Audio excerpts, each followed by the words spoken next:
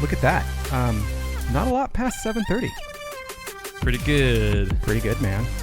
Pretty good. Pretty good.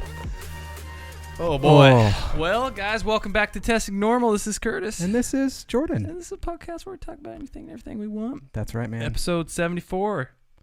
Coming to you live. Gluten-free. From Studio 2.5. Studio 2.5. Wait, no. Gluten-free.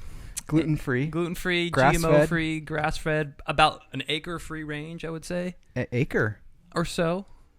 Free-range chickens? Free-range thoughts.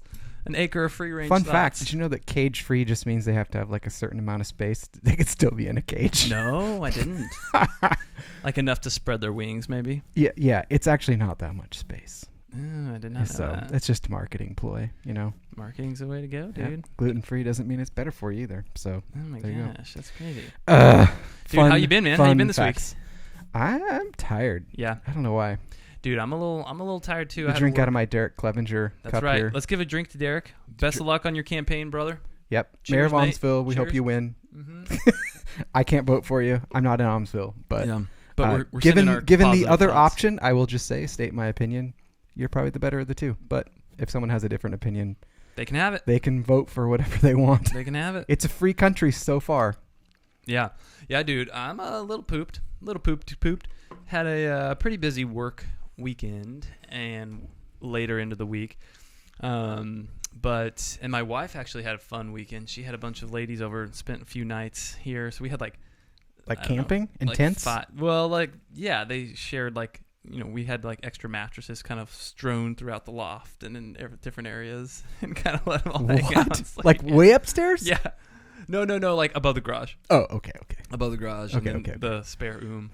Spare room. Yeah. But so she's exhausted. She had a fun weekend though too. Nice. But yeah, other than that, man, it's been a pretty good week. I've enjoyed kind of this rainy fall weather. It's been kind of nice, like kind of cozy. How is the election era vibe going for you? Ooh, dude. I mean, that's because we're coming up, that's right? such a small what is it, November topic. 2nd or something like? No. Like, just how are you feeling? Oh, I'm feeling so. Honestly, I really don't like either of the options, and I think that's a lot of people are in that same boat. Yeah. Some people love either one. I don't really like either one. I think it's a insane situation that we're in this country, that we have those as the two options, and we have two parties, which I don't agree with in the first place anyways. But we don't have two parties. They make it all right. about two parties. We have two parties to choose from essentially right now with the most likelihood of winning. But I'm going to throw out there, I'm going to be open and honest, guys, who I voted for in the ballot. Did you already vote? Oh, I threw it down already. Did you already cast it? Did you throw it? Well, I didn't throw it. I wish there was let me tell you had to cast it. With a rod. Yeah. I did not actually put it in the mailbox, but they're signed and sealed. So I could throw them in the ditch if I want to. Right. In a minute. Apparently that's happening. Yeah. That's what Trump told me to do. Mm-hmm. I got a letter that said, "Go throw it in the ditch if Yeah. you know that they're not voting for me." Yes. So it's really weird. I mean, who do you think I voted for? Neither of those two. Oh, okay. You think I threw a little curveball there? Huh? You probably did. You look at the options yet? Have you opened the ballot? I haven't opened it yet. No. Okay.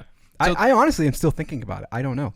Some of the measures are interesting that are on it. Yeah, there are some weird. Which some of I really like, but I actually voted for.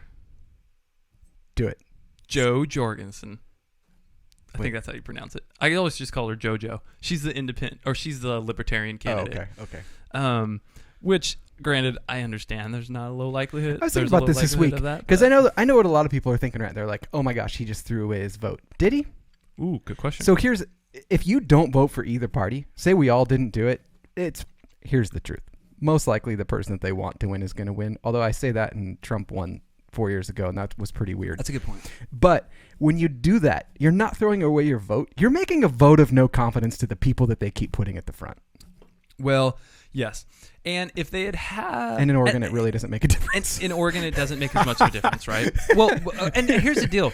If they made a modification to electoral votes, yep, and they got rid of that, and then if they got rid, and then they I'm not a fan of removing the electoral votes. If they instituted ranked voting as well, which well, here's the problem with electoral votes. I feel like ranked voting doesn't have as much of an effect. Why not? Because you still have. I think it does for your area. So that's what I think. I think you could make some modifications to the electoral votes, but what it does is it helps places like California not become just making the decision for us. I guess I feel like the independent. That's the big difference. I think but the gerrymandering needs to stop. The gerrymandering's got to stop. So if that were to stop and we were to look at the areas and go, okay, we need to restructure and put some new regulations into place for the areas that are electoral votes, I think you could do that with ranked voting in and of itself and start to begin to fix that. So that's the problem with electoral votes and all these different things. The gerrymandering combined with the electoral votes combined with the only basically the primary parties having the option to run, it basically dramatically limits the ability of the nation as a whole to have independent power to their vote. I agree. But the problem is going full bore at least don't go full retard. Don't go. I didn't say that. I mean, it was on a movie. If you go full bore popular vote, the problem is the big cities just end up making the choices, and that does hurt. You need to give some power to the people that are actually like doing the groundwork. So but the electoral votes don't go to cities; they go to states. No. But within the cities or within the states, there are electoral votes based on counties and lines and all that kind of stuff. So you do it within the state as well. But that's what I'm wondering currently, and maybe we should know this, but currently doesn't the state as a whole give all of their electoral votes towards one candidate? They do, but it's also based on a type of electoral vote within the state.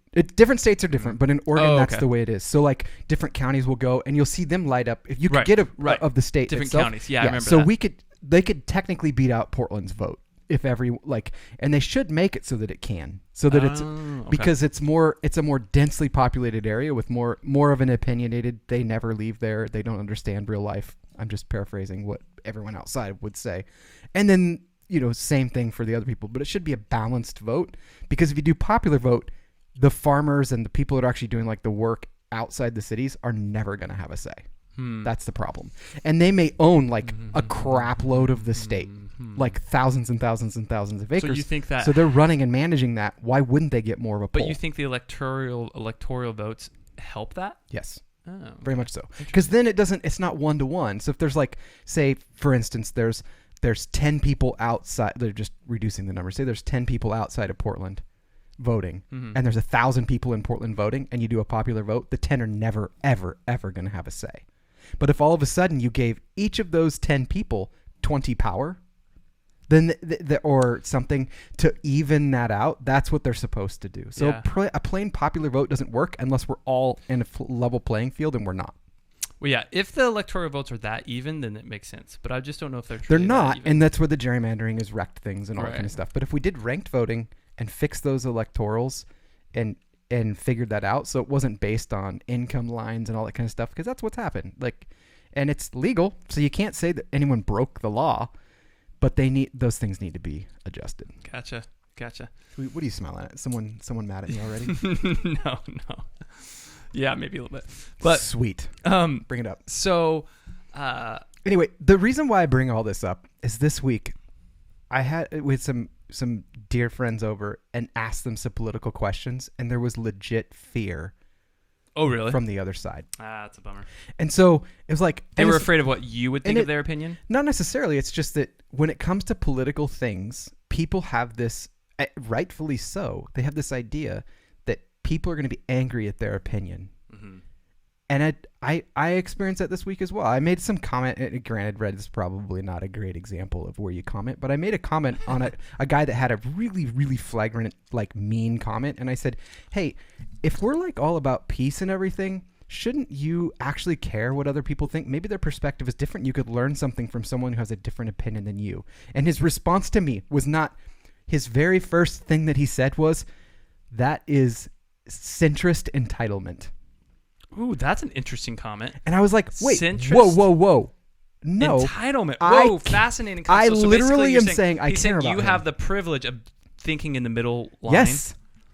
And he's like, you have the privilege of doing that. I'm like, whoa. No. How does he know that? That's the thing. So it got me really angry, combined with these friends that were fearful that we have built a society where somebody cannot hold an opinion and a perspective that is different than someone else's without, like, if I come out and I say I'm voting for Trump, immediately there are a ton of stereotypes that a large group of people throw at me. Right. That you're an idiot. I can't believe you vote that way and everything. Well, here I'm here to burst your bubble. But when you say I'm voting for Biden, there's a whole bunch of other people on the far right that are doing the same thing. And let me just like clear the air a little bit. Both sides are complete morons for thinking that way and for not allowing people to think things through on themselves. Well, or I think the issue is reinforcing that to a degree is we have, to use the same word, we've reinforced the opinion that if you think differently than someone else, it's wrong, rather than we should be encouraging thought that's different and alternative. And that's not only just a societal issue, but it's from an educational standpoint that we've reinforced, and you've seen kind of reinforced in universities more so, even in kind of colleges, community colleges, down to high schools. So the problem, it doesn't teach critical thinking. It doesn't allow for a colloquium type environment where people debate and discuss alternative and challenging subjects. Right. You need to be able to debate without fear. Yeah. Yeah. So I agree with that. Let me be super duper clear. If someone comes out and says, "Well, I'm really for child trafficking and sex trafficking, and I really like that, and I want that to keep happening," by all means, that is an opinion that you should be angry at because it's hurting other people. But if you come out and say, "Oh, because you're voting for Trump, you're immediately a bigot, or racist, because you're voting for Biden, or for Biden, you're a socialist, communist moron who only wants to take from everyone else and give it to the poor and allow everyone to come into the country." Those are all stereotypes that people make from that. And like most people, number one, I don't think most people vote on issues and really even think about it. They just kind of want to be told what to think. But the people that do vote and actually sit down and think about it, vote on a few issues that are important to them. And maybe Biden holds those stronger than Trump. And maybe Trump holds those stronger than Biden. But that doesn't mean that everything that they stand for, you agree with. Right. So in summary, guys, basically don't put a person's opinions or their current view on politics as a reflection necessarily of who they are as a person, but maybe it's more of a conglomerate of the entire situation that they're trying to make an opinion on, and they have two choices to basically vote on. Or they have a perspective that's different than yours. Yeah, and that's okay. And I think that's something we should, and that's what Testing Normal is kind of about, encouraging people to be able to have a conversation that has a different opinion than someone else. I think that the danger here is that people they're like, "I'm done. I don't want to argue anymore. I don't even want to talk to people that don't hold the same opinion as me," which is essentially just setting up an echo chamber, and all you're going to hear is yourself. And you know what? All those people were super shocked when Hillary lost 4 years ago because they were just hearing themselves. So this is the opinion. This is kind of an analogy that I've made about this. Yeah. For people with different opinions and in different camps, maybe you could say.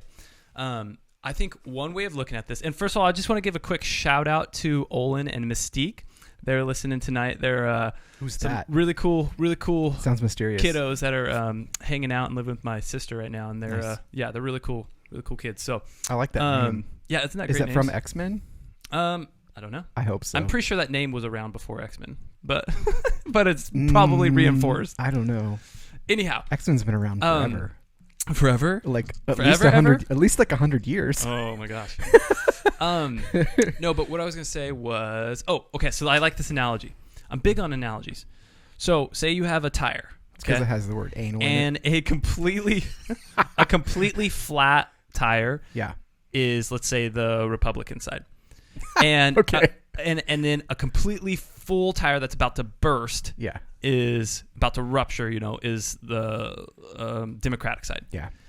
When you have a conversation, what I see is from opposing parties is you either put a couple pumps of air into that tire or you're letting a little bit of air out of the tire, and it's helping to equalize that tire. So when you have opposing parties, they help to balance each other out and help to complement each other rather than one side completely either being flat or about to rupture. Yeah. And so that's where I think that you have to have those conversations, because especially otherwise, in our two-party system. Especially in the two-party system. To be specific, yeah.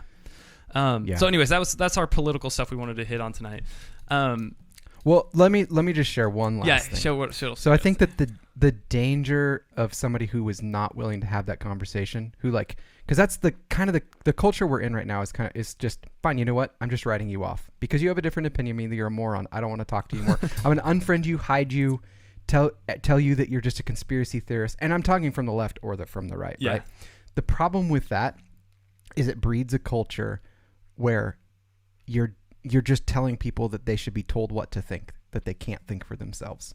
And if you were to sit down and actually talk to the person, now here's the problem is that people sit down, they get angry and they're trying to convince. So they'll say things like, I'm so frustrated with having these conversations that I can't persuade anyone. That's your problem. It's not about persuading.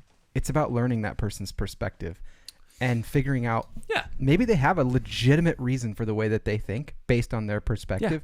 And you could learn and their life experience. You could learn so much from just putting aside your frustration and figuring out who they are as a person. Totally. Yep. Preach it, bro. Preach it, bro. Dude, speaking about learning. Yes. Speaking about learning, something super cool that I texted you about this week, and I don't know if you looked into it more or whatnot. I don't read your texts during the week. Only on... No, you did. You responded. I did? Yeah. Oh. God, that joke just...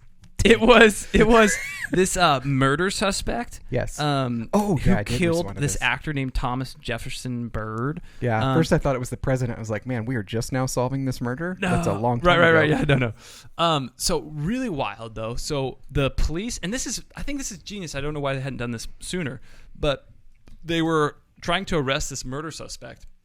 And I think was it in where was it? Atlanta? Yeah, it was in Atlanta. So instead of having like a SWAT team and actual humans go into the actual property, what they did was they somehow put like a ballistic device on the door, blew the door open, sent a drone into the house that it's wild looking. That it was you watch it, you can watch it. We have links to it if you want to watch. They sent the drone in through the door into the house, and then they had like a speaker on the drone and then a super bright light, and basically they were talking to the suspect in the house, telling him to come out with his hands up, essentially eliminating the risk of a police officer being shot, but also eliminating the risk of a potentially innocent person being killed and murdered by the police. That's such a good idea. Only thought too, because I was like, man, that's a good way to keep from that. It works to an extent if they cooperate, but if they take off running or something, that's when you take it to the next level. Yeah, then it just goes to the next level pretty dang quickly. But that also... I would rather that be the case. You put a net gun on that thing. or a taser or like some type of... a paralyzing dart. Yeah. Because they have drones with net guns that shoot down... that take down... For hogs, right? They take down other drones. That's wild. Yeah. So they can fly up and just like... and it like disables other drones. Oh, wow. That's crazy. That'd be kind of cool. It's for like if people are flying drones where they're not supposed to. Oh, interesting. Stuff like that. But... let's do that. Yeah, I was... Doesn't that seem like such a way of benefiting human life? It does not eliminate the need for... unfortunately, there probably isn't really a way to eliminate deadly force without removing all the criminals from the planet, which would just, we keep making them. But it prevents it going from 0 to 100. It does. That's the issue. It's definitely a creative idea. I like it. I really would encourage that to be a more common concept. Yeah. So hopefully that gets kind of looked into more. Yeah, that's crazy. So let's jump from the political stuff for just a second. Something that I read this week that I was like, whoa, this is a bigger deal, and people are not paying attention to this. They probably didn't see this headline. Mm-hmm. Okay, Disney announced this week. Disney. It's a piece of Disney. They are changing direction from making money at the box office to focusing solely on streaming. Whoa!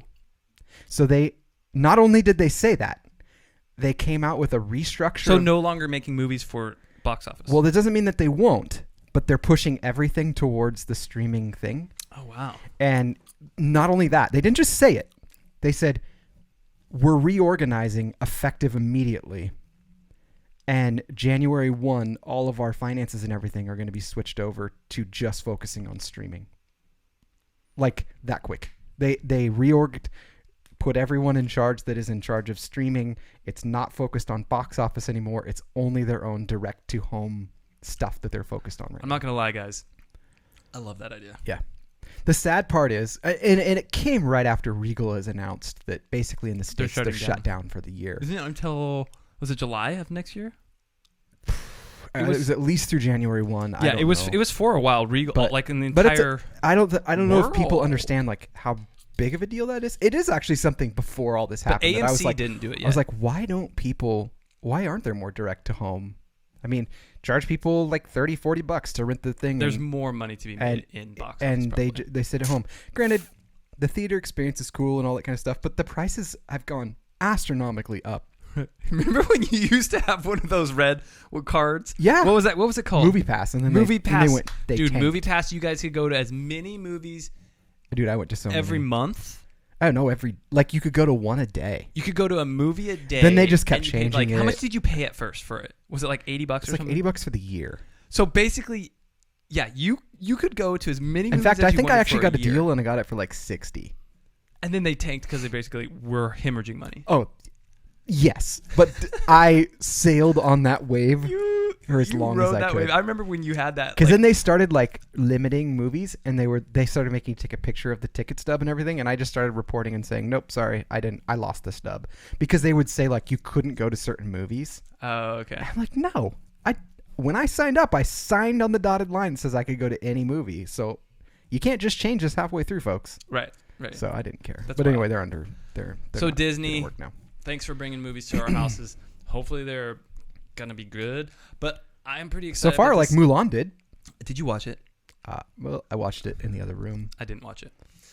It just doesn't have that much of an appeal to me as a middle-aged. You're a racist. Middle-aged. That's the problem. You know, libertarian. I don't like your opinion. No.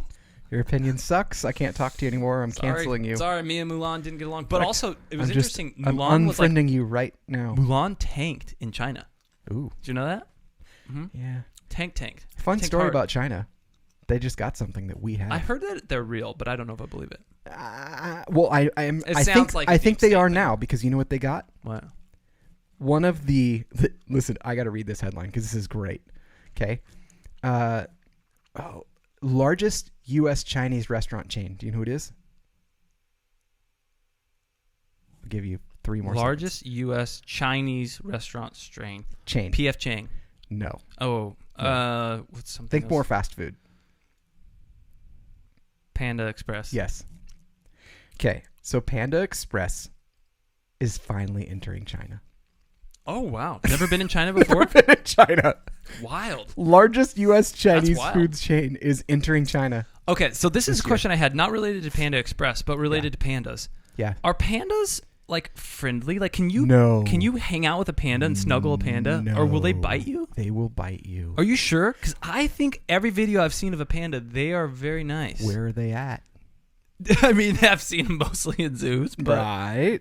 I need somebody to look into that. Are pandas? They will Can bite. you have a pet panda? They will bite your face off. Really? Yes. No. A Yes. panda? I think they only. Be like hugging a badger. It's not like really? Yeah. Pandas only eat People. sugarcane. They only eat people. No. Okay, now you're just No, playing. no, they don't. I'm pretty sure pandas only eat sugarcane, and I'm pretty sure I can get one. You can get sugar cane. I'm pretty sure I'm about For to sure get a you panda, can get guys. sugar cane. I need a panda. You can get a panda if you want. Because they look adorable. I'll let you have a panda. And they're, yeah.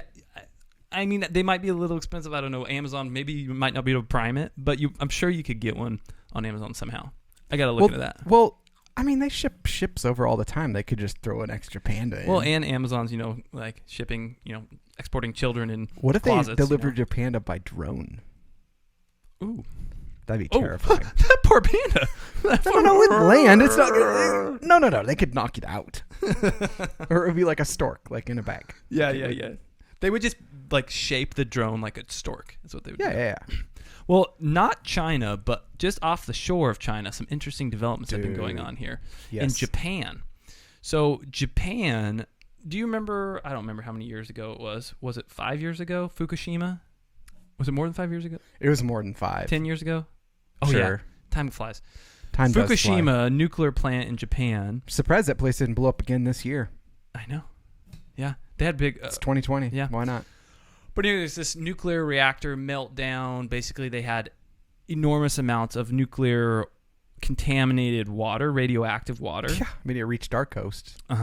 And so basically, they have more than 1 million tons of contaminated water since the plant was crippled. Oh, and it was in 2011, so 9 years ago. Yeah. So You were more than close. 1 million tons. But essentially what the issue is they have so much contaminated water that they're storing in that area that it's actually starting to leak down into the water bed reserves, like the What do drinking you do water. with that? Just So launch it into space? this Or is what they're talking about. A lot of the actual eco, water experts yeah. are talking about what they're planning on doing. They're going to slowly disperse it throughout the Pacific Ocean. And they've decided that. So this is it's heavy, right? Heavy. If it's radioactive, it would sink to the bottom. And what they've decided is the amount that they're going to diffusely spread it, and the size of the body of water of the Pacific is going to basically make it to the point where the molecules of the radioactive particles are going to be so small that it would be less than your typical background radiation you would receive anyways, just from exposure to the sun or exposure. I mean, they've got to do something with it. That's the problem. Right. Because basically it's risking contaminating the drinking water there right now. Yeah. So I was like, whoa, that's pretty wild. 1 million So speaking tons. we've got a lot of water topics. We got a lot of water. My dad would be super stoked. I know. We got to get him on. So, Corky's got to be listening to this. Well, my mom's at least listening. So the other, I watched this short video, and I can't remember what country it is, but it caught my eye because I was like, I'm very about, like, it's probably not a giant secret. Like, I think that we need to get away from oil. And I don't think that's going to happen overnight, but I think that we're doing it slower than we could. Yada, yada, yada. We transport it all over the world. It causes wars. It's all confusing, whatever. There's a tanker off the coast with 60 million gallons of crude oil starting to sink. 60 million? 60 million. 60 million what? Gallons? Gallons of crude oil. And I can't play this video, bro, because videos play weird on our podcast, but we'll put a link to it. And this captain basically is like, hey, I'm not going to take their word for it. We're going to go out there and find out for you. And they went out against the country. And it doesn't show in the article here where it is. It did on when I tried to play it before. But anyway, they went out there against their country's basically direction and decided that they would go and Nambarima. Oh, no, that's the name of the ship. I'll find out the country. We'll post it. I'll look at it while you're talking. So they went out there to go around the ship to say, because their country was not reporting correctly. And so they were like, we're going to go just figure out face to face. We're going to get some video of this. They have a drone footage of it and everything. And the thing is like tipping. He said if the anchors weren't there, this thing would be tipping over right now, and nobody's doing anything about it. It's going to dump 60 million gallons of crude oil into the ocean. Whoa. And they're just leaving it. They're not talking about it. What? So that's not a slow dispersion. That's not a spread out dispersion. Right. That's very localized. And it's like should be considered like a global problem that we're having this amount of oil in a tanker about to tip over in the ocean. So yeah, what they're saying is, so they were talking about some of the solutions for capturing some of the oil, and they were talking about one of the basic ways of collecting and preventing more of this oil from dumping. And was this in the Atlantic? I think so. Yeah. So they're talking about basically just pulling another vessel next to it to pump the oil out. But like nobody's doing it. So apparently, though, this is interesting. They're saying there's this thing that they can invoke called the salvage law. Yeah, anyone who could get to it as quick as they want could go get it. Mm-hmm. And they can get it, and basically it's free oil for whatever. But it's 60 million gallons. How many people have a boat that can even get 1,000 gallons? So here's what it says. The law of salvage is a principle of maritime law whereby any person who helps recover another person's ship or cargo in peril at sea is entitled to a reward commensurate with the value of the property salvaged. Yeah. Whoa, that's wild. Cool. Anyway, it's just another thing, another dart in the dartboard of we shouldn't be shipping gallons of oil around the world. So they're talking about there's this guy that was talking about how much damage like 6 gallons or like a small amount of oil can cause. It's like up to $1 million as far as repair goes for like a small amount, like 100 gallons. So they're talking about like this guy is going to row out there with a rowboat, get 100 gallons of oil, and then be like, all right, so I'll take my $1 million reward in check if you don't mind, because I just saved. Well, it's the problem with the oil though is it just floats. Right. It just floats on top of the water, and it's That's a bad situation. They need to go solve this problem. Someone needs to go solve this problem. Oh, man. So, dude, this is kind of a crazy topic here. We're on to water tonight. We're on the water topic. Yeah. But I'm a little bit kind of frightened by this next thing I wanted to bring up here. So this is. I was reading a little bit about this, but yeah, I'm gonna kind of read more of it. You described to me. So the New York Times recently came out with an article, and it has to do with kind of a foreshadowing of upcoming future water wars. And currently, like Waterworld, Kevin Costner. There's more water in that situation. True, but not potable, I guess. But currently, there's a pretty significant battle going on right now between farmers in Mexico and Texas. And what's happening is basically U.S. and Mexico share the Colorado River, ends in Mexico, right? But starts in the U.S. And then the Rio Grande River basically separates, is close to the dividing line between Texas and Mexico. Okay. On the northern border of Mexico and southern border, southwest border of Texas. So those rivers, parts of the river, it goes into each part of the country and state. Right. Crosses over back and forth. So, what we have, they each have to send each other water. There's a law, basically, and there's been a law that's that the part that baffled me. Explain that. So why do they each have to send water? Well, isn't that just a wash? There's dams. Like, let's just trade So water. here's the situation. They each control parts of the river. Oh. So there's been a law that says they both have to share water with each other. So one controls water that goes into part of one country, and one controls water that goes into other parts of a different country. But the area in Mexico that has a dam on the Rio Grande has a really bad drought in that area. Yeah. So the farmers in that area are like, well, why would we send our water? We're dry over here. Why is the U.S. trying to take our stuff? Yeah. And so the farmers in this part of Mexico, water rights are evil, man. Took over. They get brutal. They kind of formed a militia, took over operation of the dam by physical in Mexico, stopped the flow of water to Texas. So now let's be really clear. These are dam people now. These damn people have done this, okay?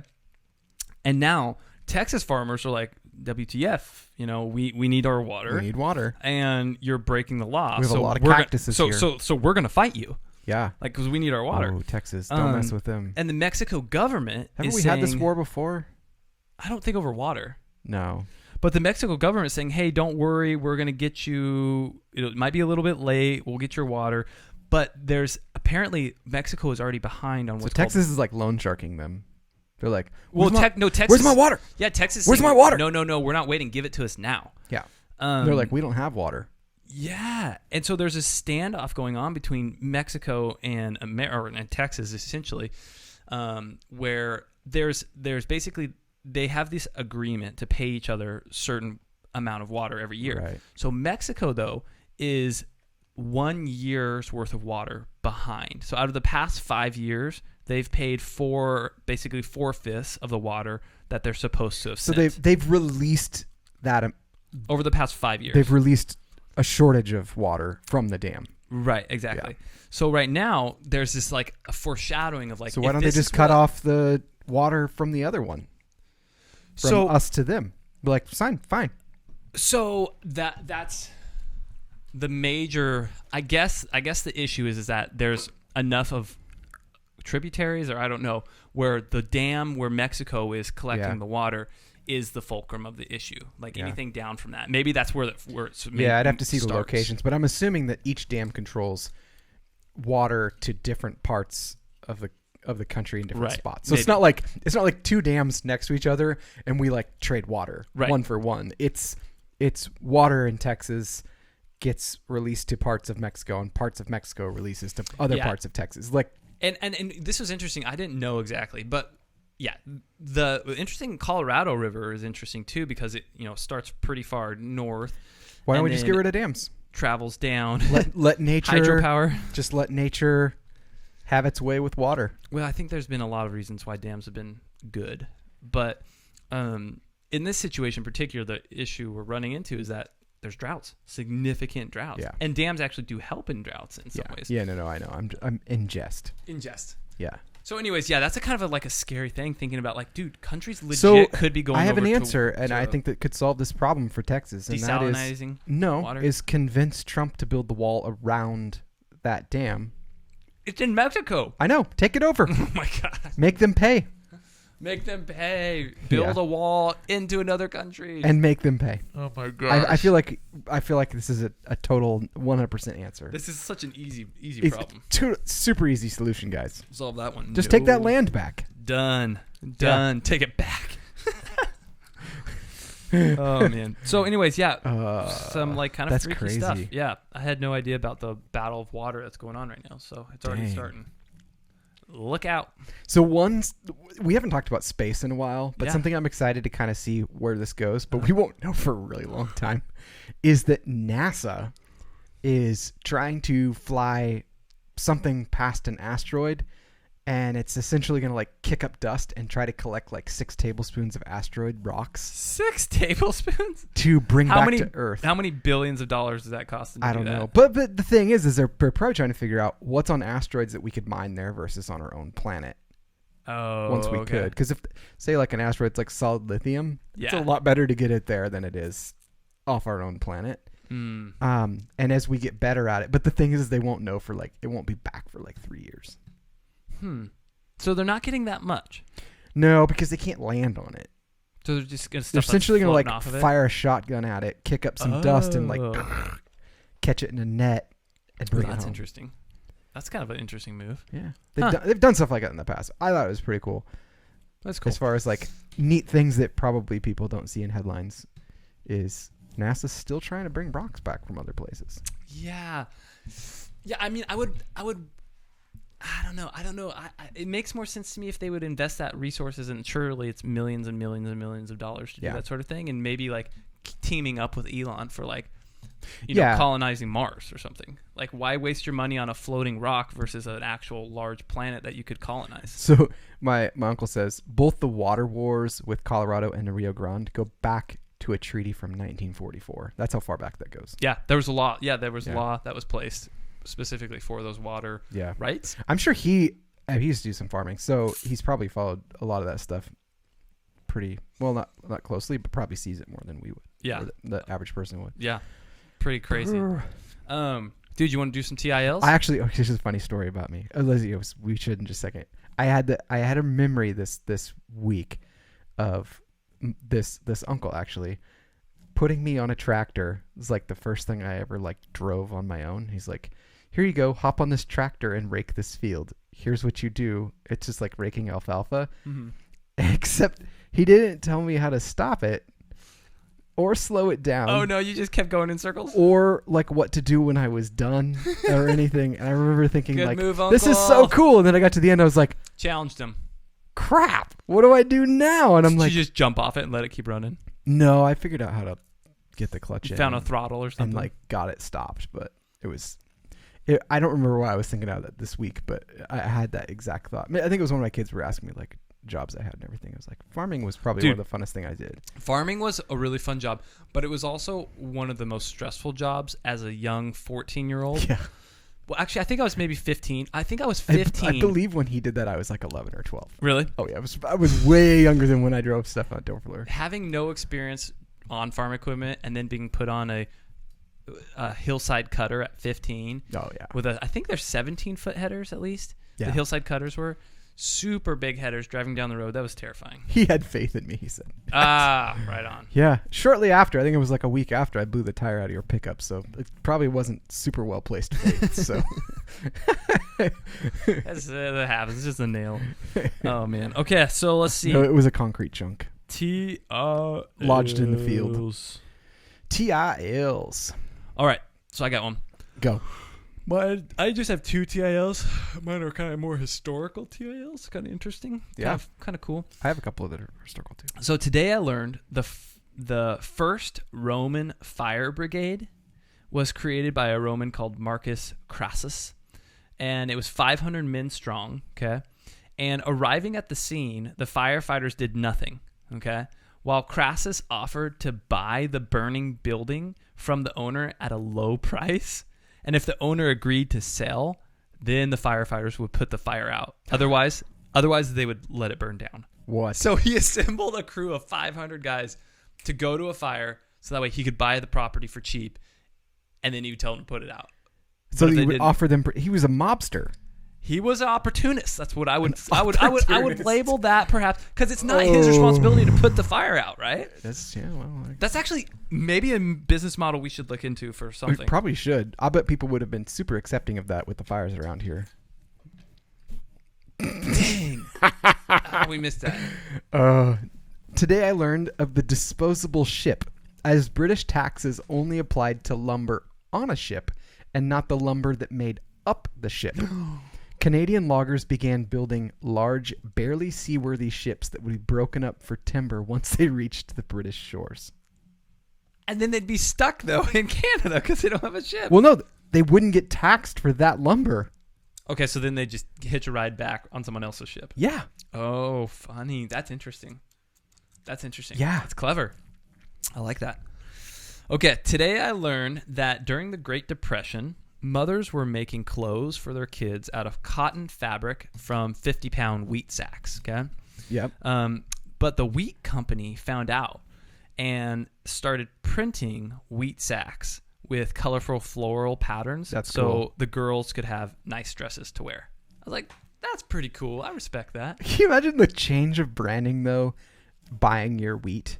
You're like, whoa. Oh, that wheat. It didn't ever look like this before. My dress was terrible. I need a different brand of wheat. I wonder if it was like a marketing thing, too. More people bought it because they did that. Yeah, it's good for business.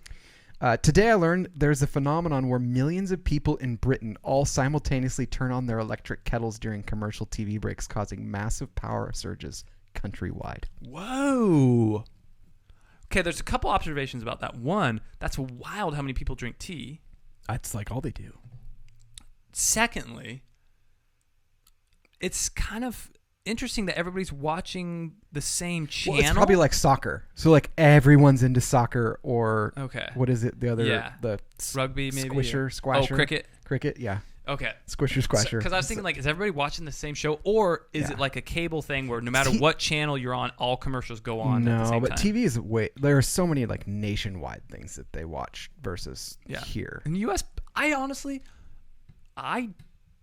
am thinking, but I don't think I know anybody that has like basic cable TV. No, I don't think I do. Like everybody's just online right now. Yeah. Yeah, I can't think of anyone. Isn't that wild? I'm sure there is someone, but I can't think of them. My parents have an antenna. Does that count? It's like broadcast TV. It's pretty close, yeah. But I mean, not like cable TV. Yeah. But I don't know anybody. Oh, wait. No, I do know someone, but they're older. Yeah. Do they have a landline still too, probably? Well, kind of. It's internet phone, but yeah. Yeah, interesting. You got any more TILs? No, that's it. All right, shower thoughts for you guys coming to you hot and heavy. All right. Here we go. So I often think about this when I'm laying in bed, snuggling my wife. I don't know if that's a good example. Arms are really inconvenient when trying to find a comfy sleeping position. I don't like when you're snuggling your wife? Yeah, I don't like. I feel like that would be awkward if you didn't have arms. No, because my right arm gets like my right elbow always wants to like gets into her back or something like that. If I'm the big spoon, right? I think you're doing it wrong. And then otherwise I have to slide it under her head, and she doesn't like anything like that's too uncomfortable for her because my arms are massive, you know. Yeah, and they're huge. Huge arms. And anyway, so that was an astute observation. Yeah. Patience is not the ability to wait, but the ability to keep a good attitude while waiting. Yeah. The sensation of having a hole in your sock, for me at least, is worse than not wearing socks at all. True. I have a chronic problem with socks. A very close second, or maybe even worse, is one of those teeny tiny pebbles you can't find. Yeah, that's miserable. In the sock? In the sock. Ooh, that's even crazier. And you like sock, pull it off, and then you think you got it, and you put it back on. You start walking, and it's or still it's not a freaking pebble. there. It's not a pebble, but it's a little tiny sliver. Yeah. And it just keeps poking you. Ooh. One time I couldn't find it. Couldn't find it. You know what it was? It was a staple in the bottom of my shoe. It was poking through. Yes. Miserable. I took my shoes off like 4 times trying to find it. Dude, I had found it at the bottom of my shoe. When I was helping you redo your I'm sure you had the roof nails. I think like a week later I wasn't feeling it, and then one day I jumped off of something and I felt a nail go into my foot because the nail hadn't pushed all the way through yet, you know. And then finally, Dude, a week later, I got stabbed in the foot with one of those really bad. Yeah, there was blood everywhere, but I had to keep working. On a galactic scale, amber and pearl are far rarer than gold and diamonds because they require life. Say that again. I know pearl. Okay, so pearl makes sense. Galactic scale, amber and pearl. So like amber. What's amber? Amber's made of sap. Yeah. They're far rarer than gold and diamonds because they require life. I love that. That's cool. Yeah. That's really cool. So like think about it. Like if there isn't physical life is amber on sap? a planet. Is that what that is? I think so. It's like hardened like Yeah, it's from like Jurassic Park. So and that's a fact. Yeah. Nothing that's wrong. Science. That's science. If you peel and eat a banana, you have then become the peel.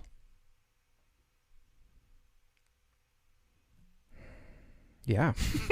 I had to think about that. I really had to think about that for longer than it should have taken. Gugh. Okay. Locksmiths need to get more appreciation for being able to break into any house or car and not doing it. Yeah. But the thing is I wonder maybe they do. That was my thought too. Right. But, most locksmith place, I don't think we have any locksmith fans that listen that often, so they're not going to get offended. But they pretty much all look really shady. They do. I've called a couple when we've had our cars locked and didn't have. And they come keys. And they're like, "Are you really from the company, or are you just breaking in to steal my car?" They look pretty rough. Yeah. Maybe we should start like a help, high end, like a help group. A high end. Oh, no, we need to counsel these people. They need help. Okay. Yeah. It's probably a good idea to wait 24 hours after eating to leave a food review. Oh, for sure. Yeah. Maybe instead of just doing it right away. Yeah. Gambling is only considered an addiction if you're bad at it. Yeah. Usually, yeah. That's true. Okay. McDonald's charges you to add ingredients, but doesn't lower the price when you remove them. It's true. Yeah. You should be able to get like a super cheap A lot of hamburger. restaurants like that. I know. It's dumb. It's annoying. Or when you're like, half portion doesn't mean half price. Right. Oh, yeah. It's annoying. Yeah, that's pretty annoying. Okay, last one. When they filmed The Matrix, there is no spoon, the quote part. They would have had to pretend to hold a spoon in order to CG a bending spoon, thus making the statement true. There really was no spoon in that scene. That's great. I never even thought about that. Yeah. That's great. They actually weren't holding a spoon. Oh my gosh. Guys, we're just bringing to you some mind-warping concepts tonight. Which The Matrix 4 is coming out soon. I'm pretty excited. Matrix 4, Kiana, and also Coming John Wick 4. I know. I think Wick it's like the same. Are they the same time? If they come out at the same time, definitely a double feature for us. Oh my gosh. If there's such we a need thing to have as a big such party. a thing as theaters at that point. If not, we will have a party. Guys, and if you are VIP enough, you will get invited to come and hang out with us back to back. You can come and red pill, blue pill, red pill, blue, you can blue, come blue, boo red them. pill. You can come and critique them. Oh my as long as gosh. you let us listen and have a good time. Oh, I'm so excited. Yeah, we'll have a Matrix party / John Wick party. Fantastic. Matrix Wick. Matrix Wick. Mick? A Mick party? Is that no? Does that work? Matrix -Wick. Maywick? Maywick. Ooh. Maywick? Maywick. I just know Maywick party. What name sounds best for you guys? Which party sounds best? All right, guys. Well, hopefully you have a fantastic week. We appreciate y'all. And we're coming to you next week. We actually, last week we did talk that we were going to come to this week with something a little different. We ended up not being able to do it this week. We're going to try to attempt it next week. Because Curtis got lazy. I got busy, guys. No, I'm just busy. But we're gonna relay what it's about. Yeah, sure. We're basically diving into the Donner Party. Donner Party. Yeah.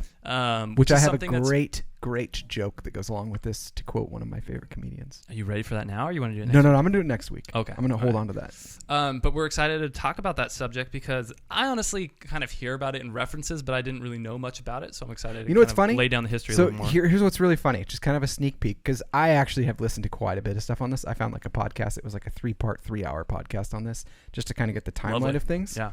And I got to be honest, I didn't know a lot about this. I sort of thought in the back of my head, because it sounds so similar, that this was somehow related to Jeffrey Dahmer. Oh, I don't know why. But what's funny is I felt kind of weird about that. But then my wife asked me the same thing. She goes, "Is it have something to do with Jeffrey Dahmer?" I was like, "No, it like has to do with people coming west." Yeah. And like I think I knew that, but then the names were so close that it just kind of jumbled in my brain. Yeah. And I was super interested to figure out like just kind of a tidbit, but like the last person that was from that group was a 1-year-old child that survived, and she just died in 1935. And we're going to give you more details about that next week, guys. Yep. So tune in. Hopefully you have a fantastic week, and we will check. We'll talk about other things too, I'm sure, but it's going to be fun. Later. See you guys. Peace out.